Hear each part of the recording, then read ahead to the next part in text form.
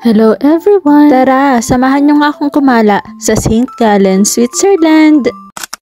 Ngayong araw ay pupunta nga tayo sa parteng norte ng Switzerland. Dadayuhin natin ang syudad ng St. Gallen. Solo at biglaan lang talaga itong travel ko. Tinitingnan ko nga kung saan ako pupunta ngayon. Pagdating ko nga sa Ulm ay nakita ko itong train papuntang Lindau, kaya sumakay na lang din ako. Malaki nga pala yung train papuntang Lindau. Meron siya mga upuan sa itaas at sa ibaba. Ayan nga halos walang laman kaya hindi ka makikipagsiksikan. Pumwesto na nga ako dito sa magkaharapan na upuan para pwede mong i-stretch yung legs mo. 1.5 hour nga pala ang biyahe galing Ulm. Itong Deutschland ticket pa rin ang gagamitin ko dito sa train. Sobrang lamig nga talaga ngayon. Frozen na nga pala yung mga dahon at puno. Pero at least dumadaloy pa rin yung tubig ko. Matagal din ang biyahe kaya nagbaon na rin ako ng pagkain dito. Pagdating ko nga pala sa Lindau ay sasakay ulit ako ng train na papunta naman sa Schruns. Bali 2 stop lang at bababa naman ako doon sa may Bregenz, Austria. 10 minutes lang din at narating ko na nga yung Bregenz. Ang lungsod na ito pala ay matatagpuan sa pinakakanlurang estado ng Austria. Habang nasa biyahe ka nga pala ay matatanaw mo yung Bodensee. Ito yung isa sa pinakamalaking freshwater na lawa dito sa Europe. Pagbaba mo naman dito sa Bregenz ay sasakay ka naman ng train papunta naman sa St. Margrethen SG. Bali boundary na siya ng Swiss at Austria. 17 minutes naman ang biyahe nito. Dito nga pala sa biyahe ko na to ay kita mo na makakapal yung mga snow. Sobrang nagagandahan talaga ako sa lugar ng Switzerland. Noong unang taon ko nga pala sa Germany ay ito talaga yung pinuntahan ko. Sumakay ulit ako ng train ng 20 minutes papunta na sa St. Gallen. Dito nga pala sa Switzerland ay hindi na gumagana yung internet doon sa Germany. May mga masasagap ka rin na free internet pero nangangailangan naman na number dito sa Switzerland. Kaya nagtanong-tanong na lang ako doon sa gusto kong puntahan. Kung familiar kayo doon sa pelikula noong 2018 na finilm dito sa St. Gallen na ginanapan ni Carlo Aquino at Bella Padilla ay maaalala mo na naman yung sakit at impact noong pelikula na yun. Ito nga yung Meet Me in St. Gallen. Yung tipong 3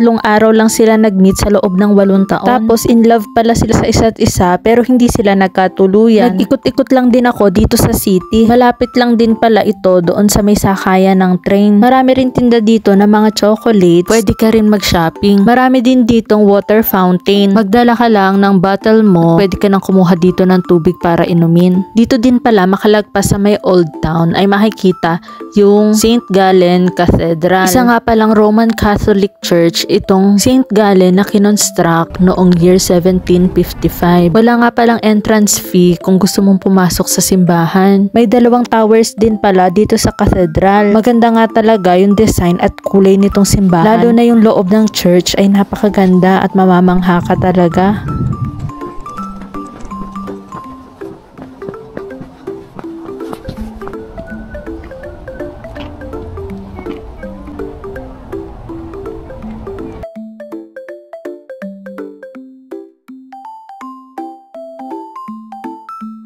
Pupuntahan na nga natin ngayon yung loob ng simbahan. Yung pintuan nga pala ay matatagpuan sa gilid ng simbahan. Pagpasok mo pa nga lang ay makikita mo na yung magandang design ng mga pader pati yung kanilang mga ceilings.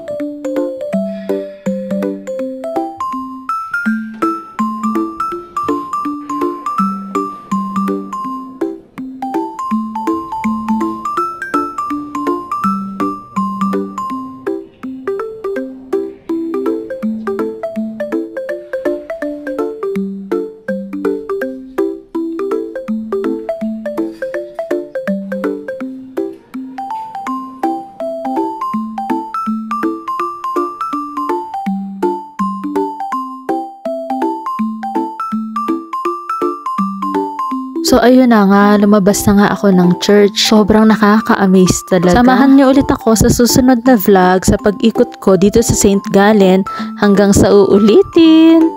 Tschüss!